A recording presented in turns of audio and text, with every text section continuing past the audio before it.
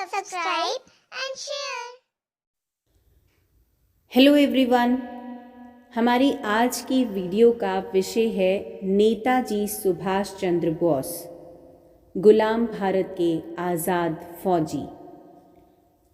भारत की आज़ादी के आंदोलन में ऐसे अनेक क्रांतिकारी उभरे जिन्होंने मुल्क को पराधीनता की बेड़ियों से मुक्त कराने में अपना महत्वपूर्ण योगदान दिया और हमेशा के लिए अपने देशवासियों के दिलों पर छा गए। ऐसे ही एक क्रांतिकारी हैं अपना सब कुछ देश की आज़ादी के लिए दांव पर लगाने वाले नेताजी सुभाष चंद्र बोस। बचपन से ही परिवार के सुखमय वातावरण और परिजनों से अलग खोए खोए रहने वाले सुभाष चंद्र बोस का जन्म 23 जनवरी सन 1897 ईस्वी में उड़ीसा के कटक नामक स्थान पर हुआ था। उनके पिता का नाम जानकी नाथ बोस और माँ का नाम प्रभावती था। उनके पिता शहर के मशहूर वकील थे। महान देशभक्त और कुशल नेता सुभाष चंद्र बोस अंग्रेज़ों के लिए सबसे खतरनाक व्यक्ति थे। ब्रिटिश सरकार सुभाष चंद्र बोस को हथकड़ियाँ पहनाने के बहाने खोजती थी। वह किसी भी कीमत पर उन्हें आज़ाद नहीं छोड़ना चाहती थी।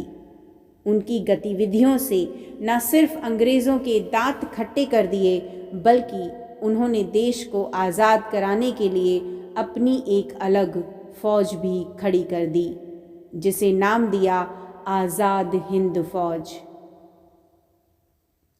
सुभाष चंद्र ने सशस्त्र क्रांति द्वारा भारत को स्वतंत्र कराने के उद्देश्य से 21 अक्टूबर 1943 को आज़ाद हिंद सरकार की स्थापना की तथा आज़ाद हिंद फौज का गठन किया।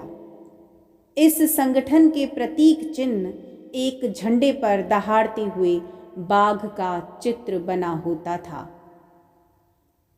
नेताजी सुभाष चंद्र बोस का मानना था कि भारत से अंग्रेजी हुकूमत को खत्म करने के लिए सशस्त्र विद्रोह ही एकमात्र रास्ता हो सकता है। अपनी इसी विचारधारा पर वह जीवन पर्यंत चलते रहे और उन्होंने एक ऐसी फौज खड़ी कर दी जो दुनिया में किसी भी सेना को टक्कर देने की हिम्मत रखती थी। वीर सैनिक, राजनीति के अद्भुत खिलाड़ी सुभाष चंद्र बोस ने जन चेतना में आज़ादी की महत्ता को बहुत ही प्रभावशाली तरीके से संप्रेषित किया। क्या सर्वहारा, क्या युवा, क्या छात्र, क्या महिलाएं, सभी वर्गों में उन्होंने स्वतंत्रता आंदोलन में सक्रिय सहयोग की अनिवार्य चेतना को जगाया। कर्मठ और साहसी व्यक्तित्व वाले नेताजी ने आज़ाद हिंद फौज के नाम अपने अंतिम संदेश में बड़े प्रभावशाली ढंग से यही बात कही थी। भारतीयों की भावी पीढ़ियां जो आप लोगों के महान बलिदान के फलस्वरूप गुलामों के रूप में नहीं बल्कि आज़ाद लोगों के रूप में जन्म लेंगी, आप लोगों के नाम को दुआएं देंगी और गर्व के साथ संसार में घोषणा करेंगी कि अंतिम सफलता और गौरव के मार्ग को प्रशस्त करने वाले आप ही लोग उनके पूर्वज थे। तुम मुझे खून दो, मैं तुम्हें आज़ादी दूंगा। दिल्ली चलो और जय हिंद जैसे नारों से सुभाष चंद्र बोस ने भारतीय स्वतंत्रता संग्राम में नई जान फूंकी थी। उनके जोशीले नारे ने सारे भारत को एकता के सूत्र में बांधने का काम किया। ये कुछ ऐसे नारे हैं जो आज भी राष्ट्रीय महत्व के अवसरों पर हमें याद दिलाता रहता है कि हम एक हैं।